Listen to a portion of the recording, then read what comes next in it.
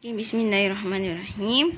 Okay, Assalamualaikum anak-anak. InsyaAllah untuk fiqh solat hari ni kita teruskan lagi dengan tajuk 9, khusyuk dalam solat. Khusyuk dalam solat. Okay, kita akan belajar apa yang dikatakan dengan khusyuk. Okay. Okay, seterusnya firman Allah Ta'ala, wasta'inu bis sabri was salah wa innaha lakabiratun illa 'alal khashiin. Maksudnya, dan mintalah pertolongan kepada Allah dengan jalan sabar dan mengerjakan sembahyang. Dan sesungguhnya solat itu amatlah berat kecuali kepada orang-orang yang khusyuk. Surah Al-Baqarah ayat 45. Okey, kita tengok pula. Tengok gambar ni dia kata apa? Kenapakah khusyuk dalam solat penting? Okey, kita tengok apa pengertian khusyuk. Okey. Terdapat khusyuk menurut bahasa dan pengertian khusyuk menurut Al-Quran. Okey. Okey, daripada segi bahasa, apa yang dikatakan daripada segi bahasa? Tunduk atau merendah diri. Khusyuk daripada segi bahasa, tunduk atau merendah diri. Okey, dari segi Al-Quran, menurut Al-Quran, yakin sedang bertemu dan berhadapan dengan Allah Subhanahu Wa Taala. Sebab tu yang kita katakan khusyuk ni dalam solat. Sebab apa? Sebab bila kita dalam solat, kita yakin yang kita sedang berhadapan dengan Allah. Umpama kita tengah bercakap dengan Allah. Sebab dalam solat kita baca, betul tak? Ada sebutan-sebutan, ada bacaan-bacaan yang kita kena baca. Jadi, benda tu umpama kita sedang berhadapan dengan Allah. Okey, saya ulang lagi sekali. Dari segi bahasa, tunduk atau merendah diri.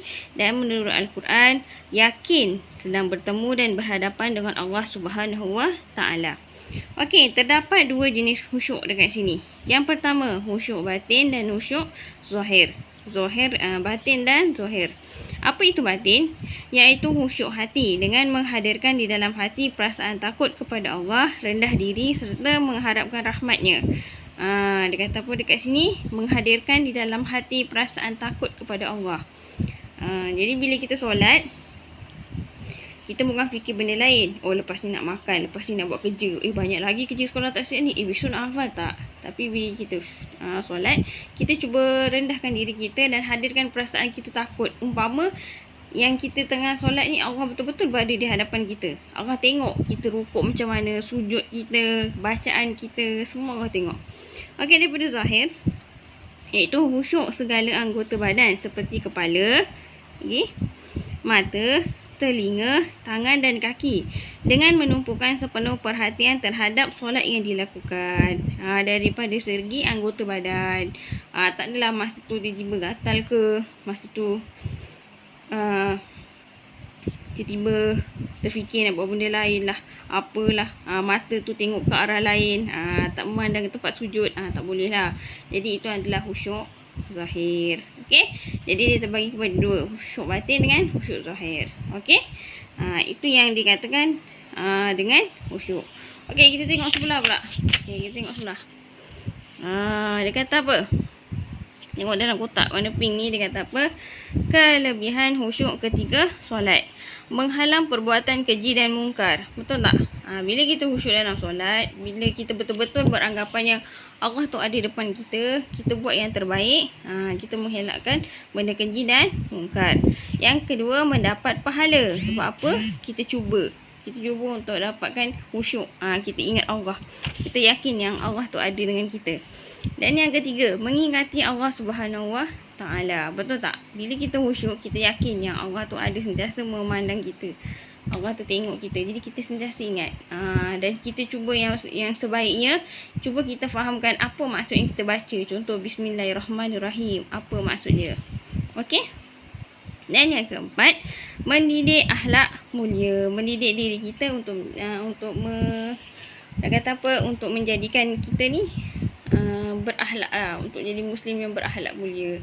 Sebab kita jaga solat kita. Okey, seterusnya, 6 perkara yang menghadirkan khusyuk di dalam solat.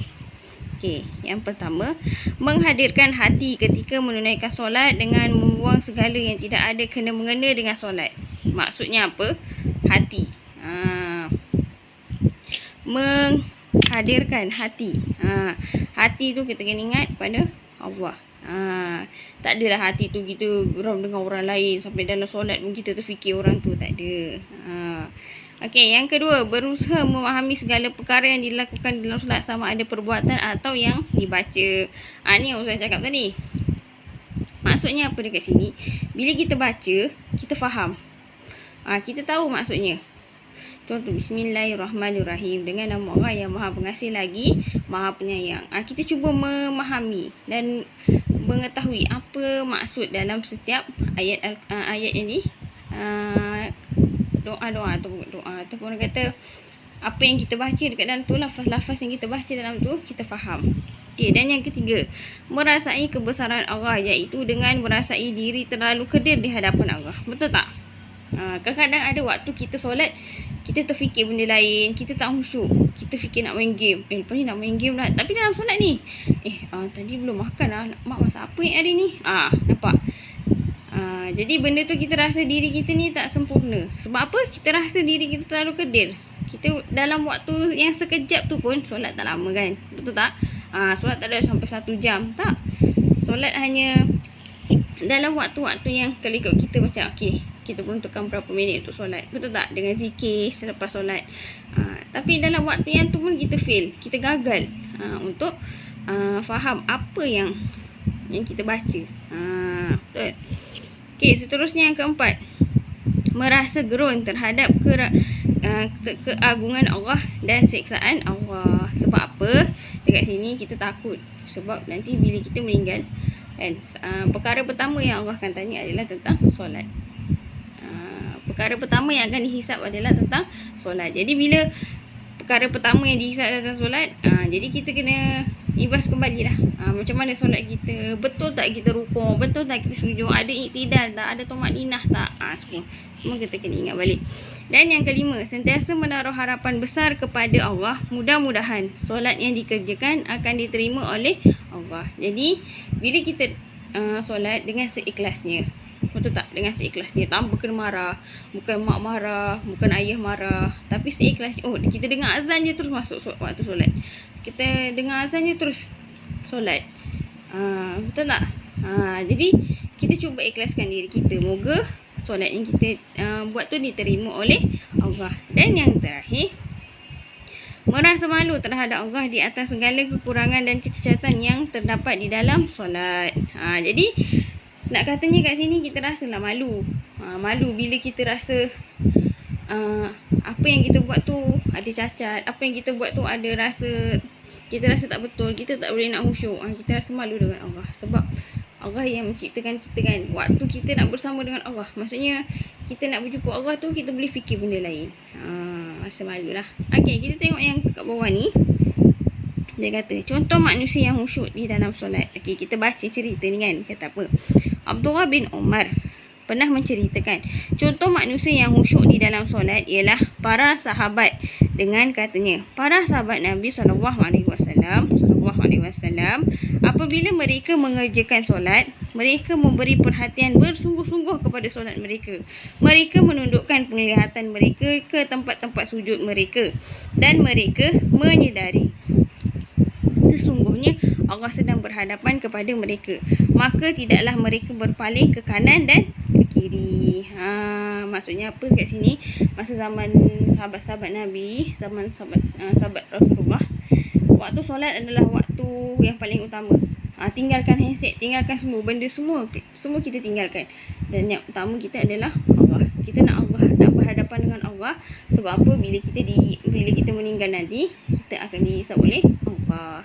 Allah akan tanya semua apa yang kita buat, daripada A sampai Z, segala sekecil sebesar-besar, dari sebesar-besar perkara sehingga sekecil-kecil perkara.